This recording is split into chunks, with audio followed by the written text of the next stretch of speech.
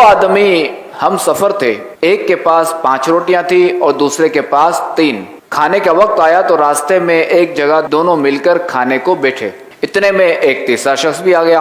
انہوں نے اس سے کہا آؤ بھائی کھانا حاضر ہے۔ اس شخص نے یہ دعوت قبول کر لی اور وہ بھی ان کے ساتھ کھانے میں شریک ہو گیا۔ کھانا کھا لینے کے بعد وہ تیسرا شخص 8 روپے ان کو دے گیا اور کہہ گیا کہ آپس میں بانٹ لینا۔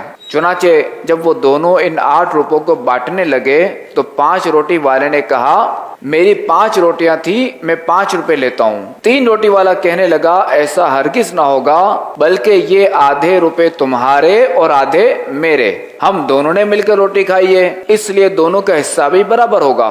دونوں میں تکرار بڑھ گئی اور پھر دونوں اپنے اس جھگڑے کا فیصلہ کروانے حضرت علی رضی اللہ تعالی عنہ کی عدالت میں پہنچے۔ حضرت علی رضی اللہ تعالی عنہ نے سارا قصہ سن کر 3 روٹی والے سے فرمایا کہ تمہیں اگر 3 روپے ملتے ہیں تو 3 ہی لے لو کہ تمہارا فائدہ اسی میں ہے، اگر حساب کر کے لوگے تو تمہارے حصے میں صرف 1 روپیہ آتا ہے۔ وہ حیران ہو کر بولا 1 روپیہ؟ بھلا یہ کس طرح ہو سکتا ہے؟ مجھے یہ حساب سمجھا دیجئے تو میں 1 ہی لوں گا۔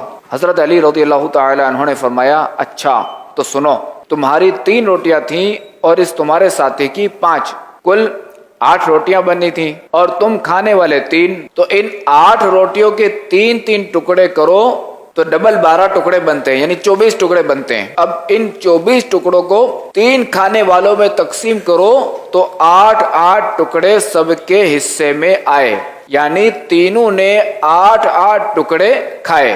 اب سنو کہ تمہاری 3 روٹیاں تھیں، ان 3 روٹیوں کے 3 ٹکڑے کریں تو 9 ٹکڑے بنتے ہیں، اور تمہارے ساتھی کی 5 روٹیاں تھیں، ان 5 روٹیوں کے 3 ٹکڑے کریں تو 15 ٹکڑے بنتے ہیں۔ تو تم نے اپنے 9 ٹکڑوں میں سے 8 خود کھائے اور تمہارا صرف 1 ٹکڑا بچا جو مہمان نے کھایا، لہذا تمہارا 1 روپیہ۔ تمہارے ساتھی نے اپنے 15 ٹکڑوں میں سے 8 خود کھائے اور اس کے 7 ٹکڑے بچے جو مہمان نے کھائے، لہذا 7 روپے اس کے۔